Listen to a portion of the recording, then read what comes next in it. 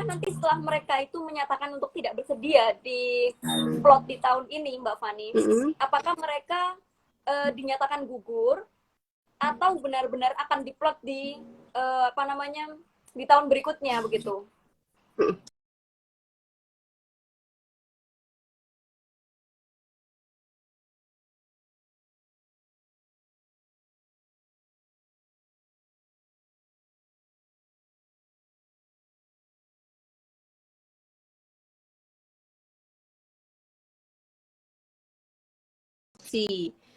Jadi nanti di periode berikutnya tidak perlu lagi mengikuti seleksi lagi. Jadi langsung nanti seperti teman-teman yang diploting di gelombang 1 nih, itu nanti kan bisa tuh mundur melimpah ke gelombang 2 gitu kan, karena berbagai alasan. Nah, teman-teman juga yang di gelombang 2 itu berhak untuk seperti itu. Jadi kami buka kesempatan untuk memberikan informasi jika memang tidak bersedia, itu bisa diploting di gelombang berikutnya, di periode berikutnya, dan tidak menjadi gugur.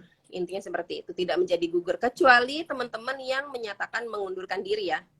Yang mengundurkan diri itu kami akan langsung drop seperti itu. Tapi kalau yang menyatakan di plotting tahun periode berikutnya itu tidak kami drop, tidak kami gugurkan kok. Baik, Mbak Fani. Kebijakannya. Apakah yang menyatakan mengundurkan diri tersebut itu akan di blacklist atau mereka bisa mendaftar ulang, Mbak? Jadi bisa mendaftar ulang lagi. Gitu. Bisa mendaftar ulang lagi. Ya? Iya, tidak di blacklist. Namun nanti kami perlu koordinasi lebih lanjut sih terkait terkait masa berlaku kelulusan ini berapa lama gitu kan ya. Karena kan ada yang misalnya saja nih dia dia lulus gelombang 1, ternyata di gelombang 2 dia masih mau lagi mundur ke gelombang berikutnya gitu kan. Jadi kan dua kali skip nih. Nah, kita nanti akan menerapkan aturan, tapi memang belum kami finalkan, tapi nanti akan ada masa di mana peserta yang telah lulus seleksi itu masa berlaku kelulusan itu berapa lama, seperti itu. Jadi ada batas waktunya, jadi tidak bisa nanti ya seterusnya nanti minta mundur terus gitu. Nanti kan kita nggak dapat pesertanya dong gitu. Iya, gitu ya teman-teman. Tapi untuk yang gelombang 1-2 ini masih bisa kalau memang teman-teman ingin diplot di periode berikutnya. Tapi sebaiknya sih diplot di tahun ini aja ya. Orang ini kok masih terbuka kesempatan gitu. Iya bener tuh kata Mbak Fani, teman-teman yang udah diplot di tahun ini jangan disia-siakan gitu aja. Jangan disia-siakan, karena semakin kita mengundur waktu, semakin kita mengundur juga tuh hal-hal lain yang akan bisa kita lakukan di masa depan. Betul, Bang. Jadi selagi bisa dilakukan sekarang, dilakukan aja sekarang gitu. Betul. Kemudian Mbak Fani, ini teman-teman pada nanya, apakah boleh sekarang mereka sudah terdaftar nih dan akan melaksanakan pelaksanaan perkuliahan PPK Prajabatan gelombang 2. Namun mereka ada yang berminat untuk mendaftar CPNS. Apakah itu boleh, Mbak?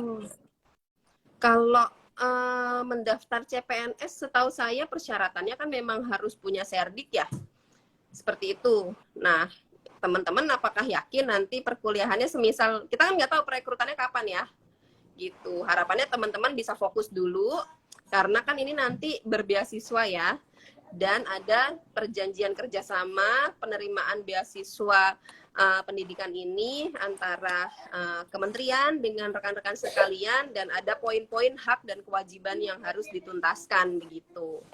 Seperti itu, Mbak. Saya sih tidak bisa menjawab boleh atau tidak, tapi akan ada hak dan kewajiban yang harus teman-teman penuhi, karena program ini adalah program beasiswa begitu. Baik, berarti mereka akan menandatangani surat perjanjian kerjasama, begitu ya Mbak Fani ya? Iya, betul. Iya, nanti di LPTK ya, rekan-rekan sekalian. Apakah surat perjanjian tersebut akan ditandatangani sebelum mereka mengikuti perkuliahan bagi yang perkuliahan itu selesai, Mbak Fani? Enggak, di awal perkuliahan. Berarti yang gelombang 1 juga gitu ya? Iya. Betul, yang di gelombang 1 juga begitu. Mereka sekarang sedang berproses sih. Karena ini mengingat memang akhir tahun kan semakin dekat nih Mbak Cynthia, dan mungkin cukup banyak juga mungkin rekan-rekan di peserta atau pendaftar yang mengetahui maksud kami kalau di programnya pemerintah kan sebenarnya tidak boleh lewat anggaran nih, lewat tahun anggaran ya. Jadi kami sedang berupaya semaksimal mungkin jadi agar teman-teman yang nantinya akan menerima atau bersedia untuk menjadi mahasiswa itu kami akan proses segera pencairan dananya begitu agar tidak melewati tahun 2022 gitu. Oke, Jadi baik. nanti mohon bantuan dari teman-teman sekalian ya yang nanti akan kami tetapkan sebagai mahasiswa yang menyatakan bersedia untuk kooperatif juga memberikan untuk segera memproses perjanjian kerjasamanya agar proses pencairan dananya juga bisa cepat kami lakukan gitu. Baik, terima kasih Mbak Fani. Oke, baik, kita lanjut lagi ke tahap pertanyaan terkait plotting dan lapor diri. Ini ada yang tanya, Mbak, SKCK-nya kemarin itu diajukan untuk melamar kerja. Apakah boleh jika digunakan untuk mendaftar PPG Prajabatan?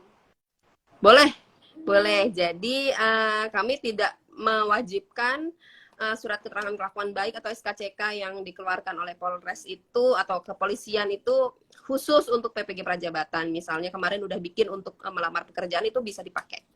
Nggak apa-apa, dilampirkan aja selama masih berlaku ya, teman-teman. Oke, berarti intinya yang penting masih berlaku dan valid gitu ya, Mbak ya? Betul. Oke, baik. Kemudian, apa saja Mbak